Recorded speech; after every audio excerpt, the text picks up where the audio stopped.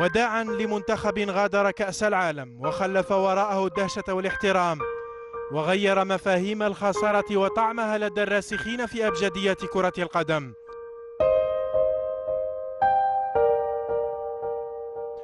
وداعا لمحاربي الصحراء الذين لم يتركوا الجميع يتحدثون عن الإقصاء، بل تساءل الجميع عن الأداء.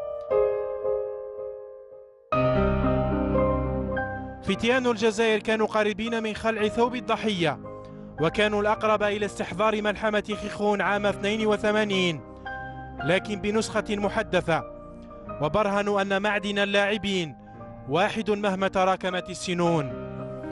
كل اللاعبين كانوا جزءا من جسد واحد رصه مدربهم حليلوزيتش بالصرامة وبأداء رادع لكل من توقع الخسارة بنتيجة عريضة طول تاريخ المنتخب الألماني.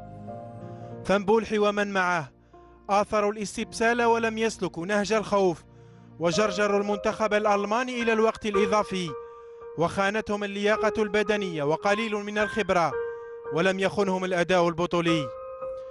فتيان التاريخ رفعوا راية الجزائر وإفريقيا ومعها العرب، وأعلنوا نهاية القصة في المونديال، وكسبوا الاعتزاز بأدائهم من الجميع. فكانت المباراة تعريفا بماهية نفوس المحاربين، وليعلنوا أن هوية الكرة الجزائرية والإفريقية والعربية ليست في خطر.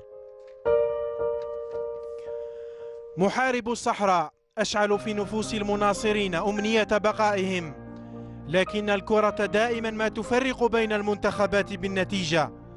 أداؤهم لم يترك كل مشجع يتجرع الخيبة كالعادة بعد كل خسارة، ويعض أصابع الندم على كل فرصة ضائعة. قال من ناصركم: الوداع لم يتشابه بالنسبة لكم ولكل مقصي من المونديال، لأن الخسارة بعزة أداء ليست هزيمة. كما ترك حارس مرمى